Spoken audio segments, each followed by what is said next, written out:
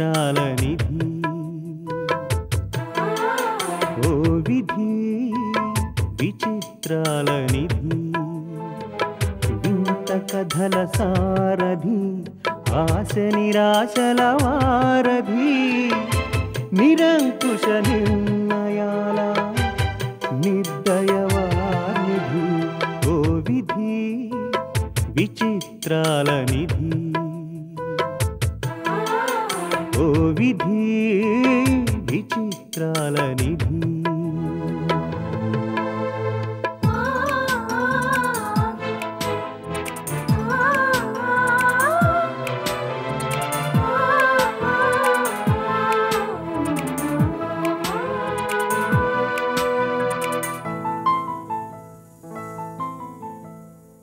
అన్నీ ఉన్నాయనిపిస్తూనే అందకుండా చూస్తావు సంపదలెన్నో ఇచ్చి సంతోషం మాత్రం దాచేస్తావు కోరికలని ఉరి తీయాలని నీకెంతో ఉబలాటం ప్రాణాలతో చెలగాటం నీకు చేతివాటం ఓ విధి విచిత్రాల నిధి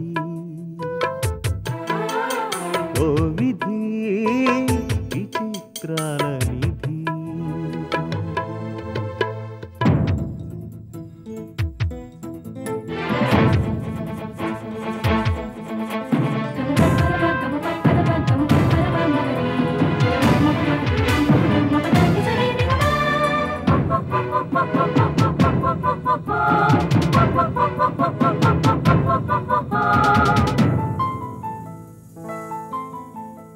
ఊహలు తలకిందులు చేసి ఉనికిని చాటుకుంటావు ఊహించని మలుపులతో ఊసురు పోసుకుంటావు మనసు మమతలపై నీకు అనాదిగా కక్ష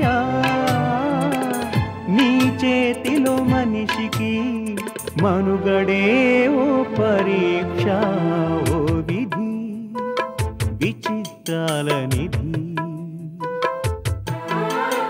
ఓ విధి విచిత్రాల నిధి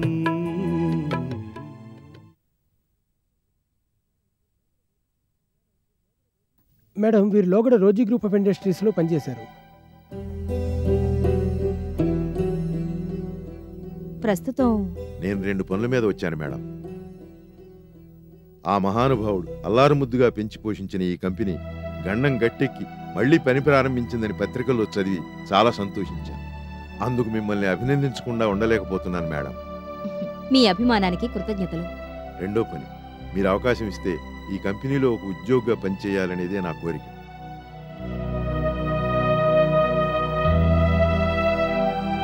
ఇది నా బయోడేటా, క్వాలిఫికేషన్, అనుభవం, ఏరియా స్పెషలైజేషన్స్ మొత్తం ఇందులో వివరంగా ఉన్నాయి.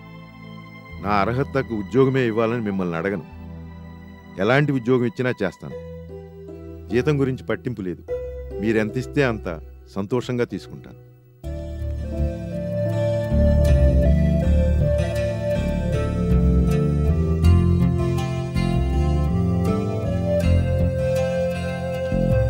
ఏదైనా అవసరం ఉంటే పిలవండి మేడం. నేను క్వాలిటీ కంట్రోల్ సెక్షన్లో ఉంటాను.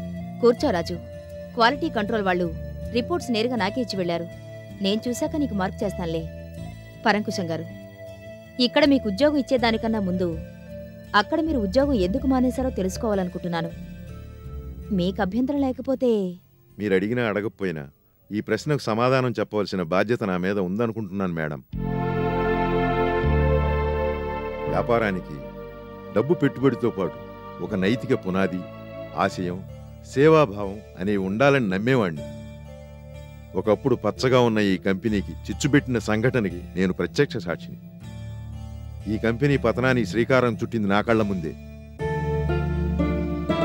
ఆ పన్ని వ్యతిరేకించానన్న ఉక్రోషంతో నాకు రివర్షన్ ఇచ్చి గోడౌన్లో సరుగ్గా పారేసింది యాజమాన్యం. సరే, కొండతో ఢీకుంటున్నారు, నారాయణరావు కంపెనీతో పోటీపడి నిలబడటం కష్టం, తర్వాత వాళ్లే తెలుసుకుంటారని అనుకుంటున్న సమయంలో అడ్డదారులు తొక్కి ఈ కంపెనీ వినాశనానికి కారణమయ్యారని తెలిసింది. తను కట్టుకున్న కలల మేడ తన కళ్ళ ముందే కూలిపోవడం చూసి నారాయణరావు గారు తీవ్ర మనోవేదనకు లోనయ్యారని, ఆ బాధతోనే కాలం చేశారని తెలిసింది. కేవలం తన స్వార్థం కోసం ఒక సాటి వ్యాపారస్తుడి మరణానికి కారణమైన యజమాని దగ్గర పనిచేయడం నాకిష్టం లేక రాజీనామా చేశాను. అంటే అక్కడ మీ రాజీనామాకు నారాయణరావు గారు చనిపోవడమే కారణమంటారా? అలా అనేకన్నా నారాయణరావు గారు చనిపోవడానికి దారితీసిన అనైతిక వాతావరణం అంటే బాగుంటుంది. ఇవాళ నారాయణరావు గారు మన మధ్య లేకపోయినా ఒక ఆత్మీయమైన స్పర్శ ఈ గదిలో ఉన్నట్టు ఫీల్ అవుతున్నాను.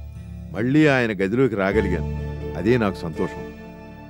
నాకు ఉద్యోగం ఇవ్వమని మిమ్మల్ని ఒత్తిడి చేయను.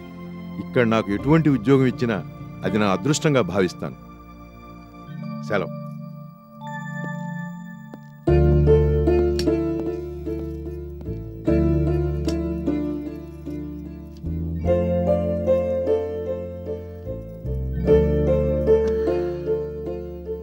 ఓకే రాజు, పరంకుశం గారిని మన కంపెనీలోకి తీసుకుంటున్నాం.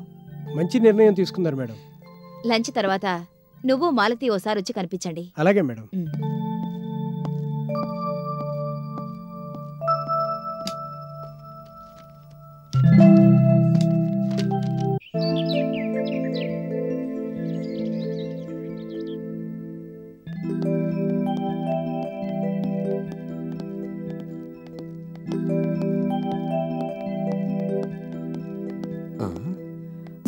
రోజీ, గుమగుమలు అచ్చం అదే వాసన. పట్టపగలే ఈ కలవరింతలేంటి బాబు? ఉన్నట్టుండి ఈ ఇల్లు మా ఇల్లులా మారిపోయిందేమిటి? ఇల్లు మారడం కాదు, అక్కడ వాళ్ళు ఇక్కడికొచ్చారు, అంతే తేడా. తమరు త్వరగా దిగొస్తే ఆంటీ చేతి వంట ఆరగించొచ్చు. లేని ఆకలి ఒక్కసారిగా పుట్టుకొచ్చినట్టుంది. అప్పుడనగా రమ్మని పిలిస్తే ఇప్పుడే రావడం. రండి, టిఫిన్ చల్లారిపోతుంది. మదన్ ఎప్పుడు ఇంతే ఆంటీ. అప్పటికి నువ్వేదో త్వరగా రెడీ అయినట్టు. అవునమ్మా, నానేరి? మనవరాల్ని తీసుకుని షికారుకెళ్లారు. అదేమిటాంటీ, అందరం కలిసి టిఫిన్ చేస్తే బాగుంటుంది కదా. మీ అంకులకి కాస్తంత జిహ్వ చాపలేం ఎక్కువ తల్లి.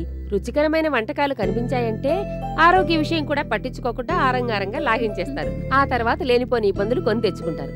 అందుకే ఆయన గారికి స్పెషల్ టిఫిన్ ముందే వడ్డించేశాను. స్పెషల్ టిఫినా? అదేనమ్మా, చప్పడి వంటకాలు. అది సరే, మీరు రండి.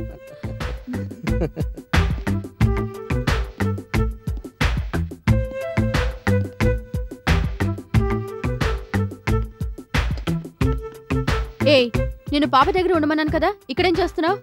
కాస్త సాయం చేయమని నేనే చెప్పానమ్మా. గౌరీ, నువ్వు వెళ్ళి పాప తాతయ్య వచ్చారేమో చూడమ్మా. అలాగేనమ్మా. చాలు చాలు చాలు.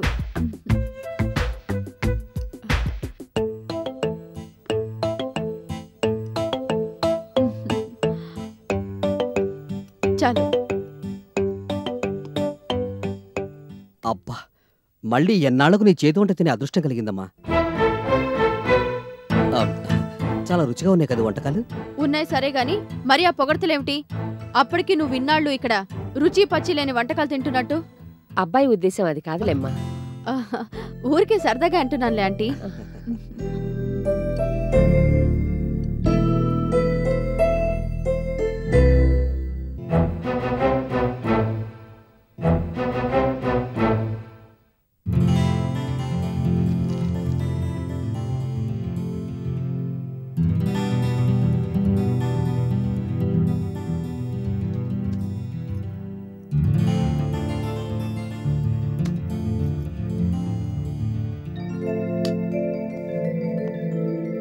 Excuse me madam.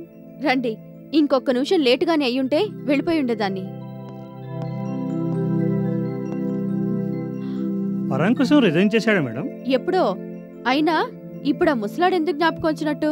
ఇక్కడ రిజైన్ చేసిన పరాంకుశం అక్కడ చేరాడు. అక్కడంటే? దేవి గ్రూప్ ఆఫ్ ఇండస్ట్రీస్, అదే నారాయణరావు కంపెనీలో చేరాడు.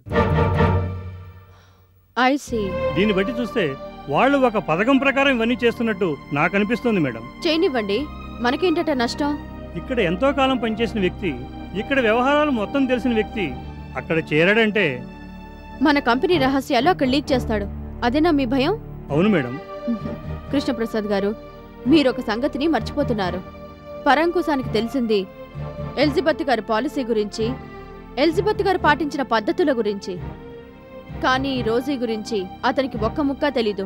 తెలిస్తే గిలిస్తే ప్రొడక్షన్ ఎంత జరుగుతోంది, ఎవరెవరికి ఎంతెంత సరుకు సప్లై అవుతుందనే సంగతులు తెలుసు. అవి అవతల వాళ్ళకి తెలిసినందువల్ల మన కొరిగే నష్టమేమీ లేదు. ఏమంటారు? అవుననుకోండి, కానీ ఇంకా ఏదైనా కీడు జరిగేందుకు అవకాశం ఉందనా మీ అనుమానం? అవును మేడం, నా మనసులో ఉన్నమాట సరిగ్గా కనుక్కోగలిగారు. పరంకుశన్ లాంటి ముసలాళ్ళు అక్కడ చేరితే జరిగేదేమిటో నేను చెప్పనా? అక్కడ చేరినవాడు తిన్నగా ఉండక నీతి నిజాయితీల గురించి లెక్చర్లు ఇస్తాడు. అవన్నీ ఆ ఉంపుడుగత్తె, స్టాఫ్, వర్కర్స్ అందరూ పాటిస్తారు. ఆ విలువల ప్రకారం కంపెనీ రన్ చేయాలని చూస్తే ప్రస్తుతం మిగులున్న ఆస్తులు కూడా హారతి కర్పూరంలా కరిగిపోతాయి. ఇంతకుముందు దివాళా తీయడానికి మీరు కారణమైతే ఇప్పుడు వాళ్ల పతనానికి వాళ్లే కారణమవుతారు. వీలైనంత త్వరగా రోడ్డు మీద పడతారు. ఈ విషయం చెప్పడానిక మీరు ఆపుసపాలు పడుతూ వచ్చారు. మీరు భలేవాళ్ళండి. మన కంపెనీకి వచ్చిన భయమేమీ లేదు. మీరు ధైర్యంగా ఉండండి.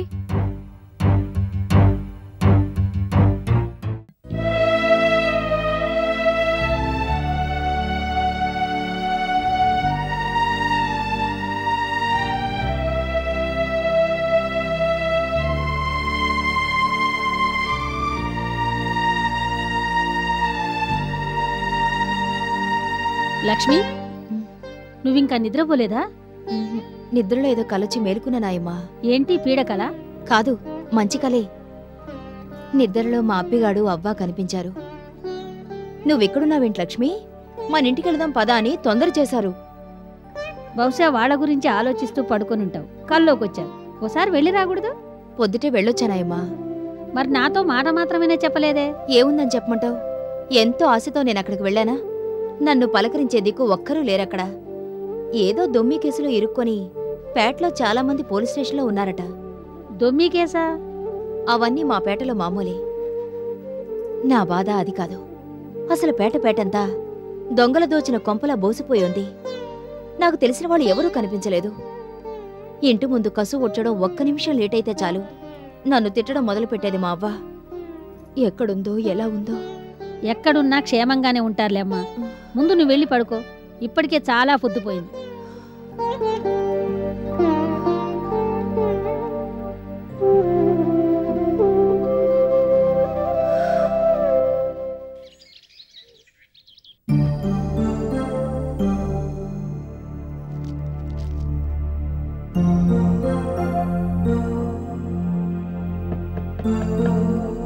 Come in.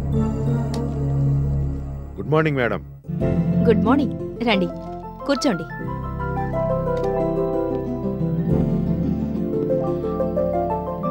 చెప్పండి. రెడీమేడ్ గార్మెంట్స్ డీటెయిల్స్ అడిగారు కదా. కాటన్ సప్లయర్స్ దగ్గర నుంచి ఓవర్సీస్ డిస్ట్రిబ్యూషన్ వరకు మీకు కావాల్సిన వివరాలు మొత్తం ఇందులో ఉన్నాయి. ఫైల్ సమగ్రంగా ఉండటం కోసం రోజీ ఇండస్ట్రీస్ని మెన్షన్ చేయవలసి వచ్చింది. అవసరం లేదంటే తీసేస్తాను. పర్వాలేదు, ఉండనివ్వండి. ఎలాగూ ముందు ముందు ఆ వివరాలు కావాలిగా. అవునవును. పరంకుశం గారు, నాకు ఒక్క విషయం అర్థం కావడం లేదు. కేవలం తను నెంబర్ 1 అనిపించుకోవడం కోసమే రోజీ మన కంపెనీని దెబ్బకొట్టిందంటారా? అవును మేడం. అంత ఖచ్చితంగా ఎలా చెప్పగలరు? ఈ కంపెనీ పతనానికి ప్రారంభం నా కళ్ళ ముందే జరిగింది కాబట్టి.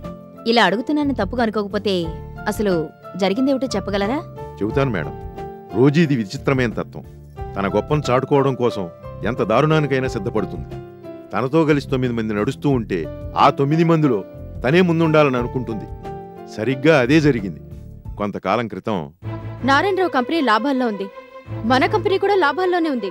కాకపోతే నారాయణరావు కంపెనీ కన్నా మన కంపెనీకే ఎక్కువ లాభాలు రావాలి. నారాయణరావు కంపెనీ టాప్ 10 లిస్ట్ నుంచి జారిపోయి మన కంపెనీ నెంబర్ 1 కావాలి. అది కష్టం అనుకుంటాను మేడం. మీరేమనుకుంటున్నారు మిస్టర్ రవీంద్ర? తలుచుకోవాలే గాని అదేమంత కష్టమైన విషయం కాదు మేడం. ద గ్రేట్ ఇండస్ట్రియలిస్ట్ నారాయణరావుతో మనం ఢీకొనబోతున్నాం. పొరపాటు చేస్తున్నారేమో. ఒక్కసారి ఆలోచించండి మేడం. పొరపాట? నేనా? నెవర్. అకారణంగా యుద్ధం డిక్లేర్ చేయడం ఎంత అనాలోచితమైన పని అనిపించుకుంటుందో వినడానికి ఇది అలానే ఉంది. ఈ యుద్ధానికి కారణం ఉంది పరంకుశం గారు. మన ప్రోడక్ట్ కి సంబంధించి మన కంపెనీ నెంబర్ 1 కంపెనీ అనిపించుకోవాలి. ఇప్పుడు నేను డిక్లేర్ చేస్తున్న వార్ కూడా అలాంటిదే. గెలుపు మనది కావాలి, ఓటమి నారాయణరావుది కావాలి. హలో సార్, ఏమిటి ఇలా వచ్చారు? బాగుందయ్యా రవీంద్ర. నా సీట్లో కూర్చున్నది కాక పైగా ఇలా వచ్చారేంటని ప్రశ్న కూడానా?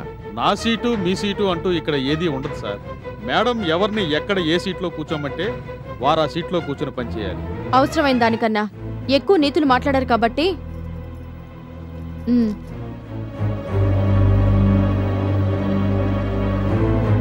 ఊస్టింగ్ ఆర్డర్ కాదు, పోస్టింగ్ ఆర్డరే. Nothing to worry. గోడౌన్లో stock verification supervisor, dispatching and loading పనులు కూడా మీరే సూపర్వైజ్ చేయాల్సి ఉంటుంది. నారాయణరావు కంపెనీతో తలపడడం మంచిది కాదని చెప్పినందుగా మేడం నాకు ఈ పనిష్మెంట్? ఎక్కువగా మాట్లాడుతున్నారు మీరు. మీరు అంతగా ముచ్చట పడితే పనికి బదులు పనిష్మెంట్ ఇస్తాను. ఈ స్థానంలో మరొకరుంటే రోజీ కంపెనీ నామరూపాలు లేకుండా చేసి ఉండేవారు. కానీ అది పద్ధతి అంటారా పరంకుశం గారు? పద్ధతి అనను కానీ ప్రతీకారం మాత్రం తీర్చుకుని తీరాల్సిందేనంటున్నాను. ఏ మిమ్మల్ని అవమానించిందనా? కాదు, నారాయణరావు గారి మరణానికి కారణమైందని. అయ్యగారు చనిపోవడానికి రోజీ మాత్రమే కారణమని నేను అనుకోవడం లేదు. లేదు మేడం, నాకు తెలుసు. రోజీ బుర్రలో పాడు ఆలోచన రాకముందు నారాయణరావు గారు ఎంత పచ్చగా ఉన్నారో నాకు తెలుసు. రోజీ ఆలోచన అమలయ్యిన తర్వాత ఆయన ఎంత దెబ్బతిన్నారో నాకు తెలుసు. ఏదేవైనా తగిలిన దెబ్బల నుంచి కోలుకోవడం ప్రధానం గాని ఎదుటి వాళ్ళని దెబ్బతీయడం ఇప్పుడు ముఖ్యం కాదు. దెబ్బతిన్న వారి చేతిలో ఉన్న గులకరాయిని చూసి దేవుడైనా భయపడతాడంటారు. ఆ గులకరాయికంత శక్తి, గురుతప్పని స్వభావం ఉంటాయి. నేనిప్పుడు ఆ గులకరాయిని ఈ కంపెనీ పునాదులకు ఉపయోగిస్తున్నాను పరంకుశం గారు. పగవాళ్లకు కూడా హాని చేయకూడదనేది అయ్యగారి పాలసీ. తప్పంటూ చేస్తే వాళ్ళెవరైనా సరే దండన విధించాలనేది నా పాలసీ. ఈ రెండిటినీ కలకలిపి ఓ పథకాన్ని రూపొందించాను. అది తర్వాత మీకే అర్థమవుతుంది. ఈ ఫైల్ నేను చూశాక మీకు కబురు చేస్తాను. అలాగే మేడం.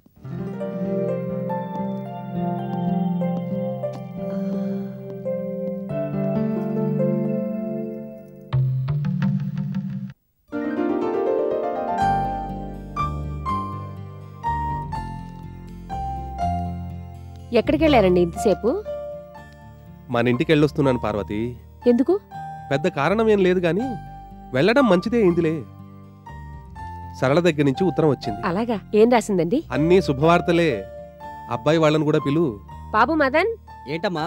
నువ్వు రోజు త్వరగా రావాలి. ఏంటమ్మా, భార్గవేమైనా అలర్ట్ చేస్తోందా?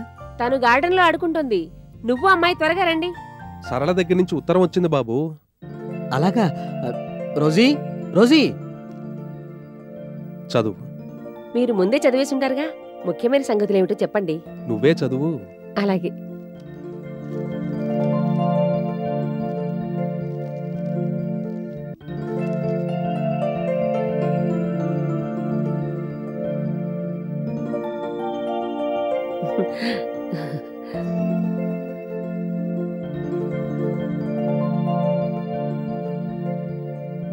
అక్కడ మీ మనవడు తాతయ్యేడి అని అడుగుతున్నాడట. దాని మొహం, పుట్టి 6 నెలలు కూడా కాలేదు, అప్పుడే వాడికి మాటలు ఎలా వస్తాయి? తన కొడుకు అలా అడగాలని సరళ కోరిక కాబోలు.